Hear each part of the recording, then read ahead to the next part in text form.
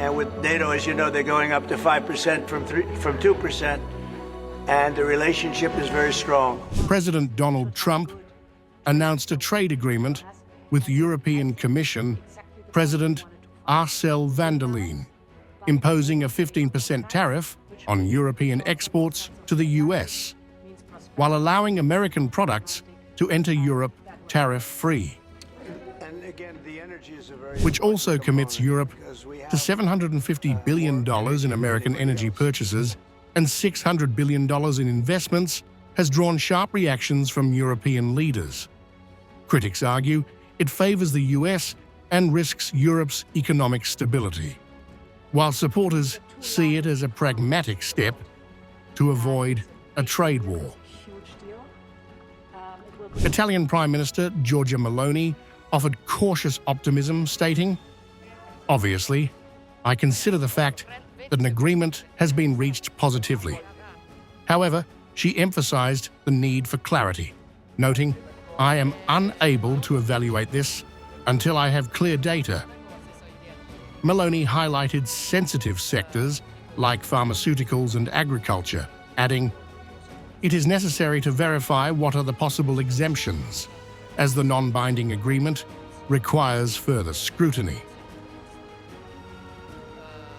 French Prime Minister François Bayrou took a grim view, declaring it a dark day. He said, "It is a somber day when an alliance of free peoples resigns itself to submission."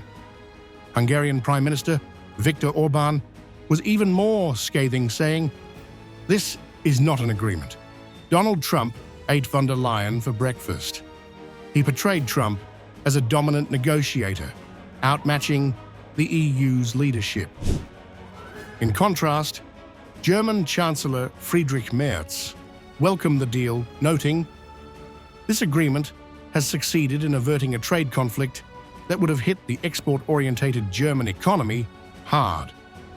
He highlighted benefits for Germany's automotive sector, where tariffs will drop from 27.5% to 15%. Romanian Prime Minister Ilie Bolojan called the agreement a good omen, eliminating disruptions and uncertainties in transatlantic trade, according to his government's press office. Finnish Prime Minister Petteri Orpo praised the deal's predictability, stating, "Work must continue to dismantle trade barriers."